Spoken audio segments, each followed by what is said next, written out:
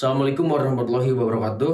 Kembali lagi di channel saya Rangga Wibisana. Di sini saya akan membahas dari buku Logical Fallacy karya Muhammad Nuruddin atau Bapak Ustadz Muhammad Nuruddin, yaitu tentang argumentum ad hominem. Apa itu argumentum ad hominem? Argumentum ad hominem adalah suatu kecacatan berpikir ketika kita membalas suatu argumen dengan argumen yang lain, tetapi bukan mengarah kepada argumen tersebut atau sebagai pembanding dari argumen tersebut, tapi kita malah membalas argumen tersebut dengan cacian hinaan kepada diri seseorang atau kepribadian seseorang tersebut. Nah, ini merupakan kecacatan berpikir dalam argumentum ad hominem. Ad hominem. Atau ad ya?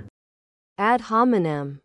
Itulah. Oke, di sini dikemukakan bahwa jika kita membantah suatu argumen dengan argumen pembandingnya, di sini mengatakan jika kita membantah argumen harus dengan argumen pembandingnya, bukan dengan cara menyerang kepribadian seseorang tersebut.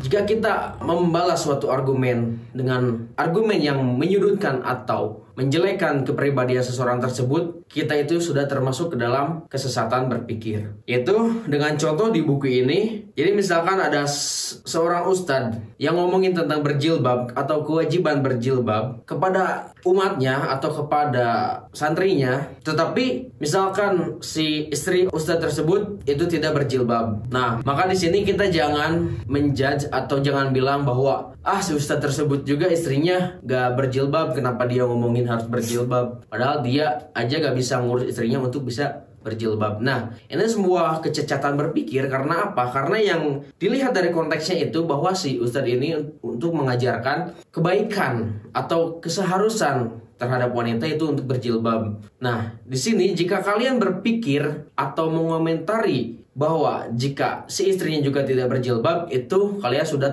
termasuk ke dalam kecacatan berpikir atau logical fallacy. Karena apa? Karena mungkin aja si ustadz ini sudah memberitahukan si istrinya, tapi si istrinya tersebut tidak atau belum mendapatkan hidayah untuk berjilbab. Nah, jadi di sini konteksnya kita itu jangan melihat kepribadian seseorangnya, tapi kita itu lihat argumen apa yang dia lontarkan pada kita. Jika ada seseorang yang melontarkan argumen, balaslah dengan argumen pembanding. Jangan dibalas dengan argumen sentimen atau argumen yang menyudutkan kepribadiannya, karena itu dua hal yang berbeda. Karena tidak ada sangkut pautnya antara argumen yang satu dengan menjelekkan kepribadian seseorang. Nah, di sini dituliskan juga bahwa itu kita itu melihat apa yang dikatakannya, bukan hanya melihat siapa yang mengatakannya. Jadi itulah pengertian sederhana dari argumentum ad hominem ya.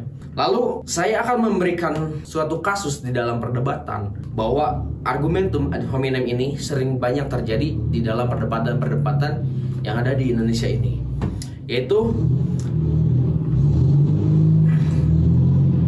di sini saya akan memberikan contoh bagaimana ad hominem ini terjadi di dalam perdebatan yang ada di Indonesia ini. Kita lihat bersama-sama, inilah sebuah kecacatan logika ad hominem yang terjadi pada perdebatan antara Rocky Gerung dan seseorang. Saya tidak akan menyebutkan namanya, tapi lihat saja video ini. Yung bilang tadi, semua orang yang menuduh kecurangan pembuat curang, oke? Yang menuduh hari ini curang berwatak culas. Oke, sampai di situ stop ya. Nah, pada argumen tersebut yaitu yang menuduh hari ini curang itu berwatak culas. Nah, di sini logical fallacy-nya di mana? Yaitu antara penuduhan itu sebuah argumen dan itu berwatak culas itu mengacu kepada diri pribadi seseorang, yaitu Rocky Gerung tersebut. Nah, di sini kesalahan berpikirnya yaitu dia menambahkan dari argumen tentang kecurangan ini menyudutkan Rocky Gerung terhadap kepribadiannya, yaitu berwatak culas. Nah, di sini sebuah kecacatan berpikir karena dia menyerang pribadi seseorang, bukan melawan argumen dengan argumen bandingannya. Lalu, saya akan memberikan contoh sampel di komentar-komentar YouTube saya yang masih terjerumus ke dalam kekeliruan berpikir,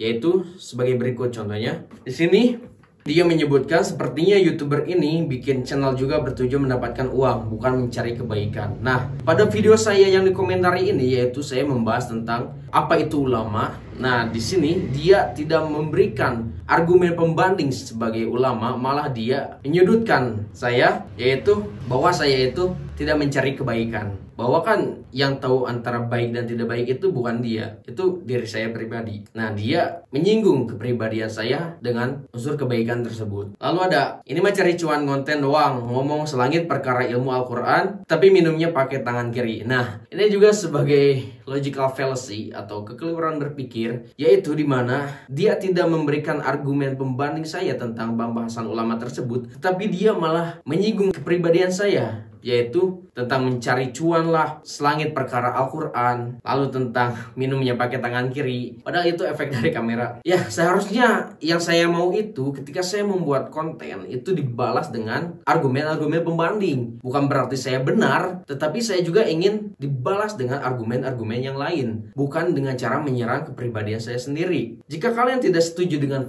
salah satu video saya, kalian ajukan aja argumen yang kalian punya dalam penyampaian video tersebut. Maka itulah yang disebut perdebatan yang sehat. Maka itulah yang disebut tesis dan antitesis. Kalau misalkan kalian mengomentari video saya dan kalian tidak setuju akan video saya, lalu kalian menyerang saya secara pribadi, itu berarti kalian sudah terjerumus ke dalam kesesatan berpikir. Lalu ada lagi nih, ada ini ngarang atau lagi halu ongkos transport, makan, hotel, kamu ini agak gila atau lagi mimpi. Hai deh, kamu belajar dulu ya, masih terlalu muda untuk ngomong gitu. Nah, ini yang saya lucu. Saya gak tahu siapa yang komen dan saya gak perlu tahu juga. Tetapi di sini dia udah menghina saya sebagai orang gila, agak gila, lalu dia ngomong saya tidak berkecukupan ilmu, tetapi dia sendiri tidak memberikan argumen pembanding yang menjerumus ke dalam konten yang saya buat itu. Dia malah menyerang kepribadian saya malah secara berlebihan tersebut. Nah, ini menurut saya tidak usah dihiraukan, tetapi ini sebagai contoh saja bahwa kekeliruan berpikir atau ad hominem ini masih sering terjadi di kalangan masyarakat kita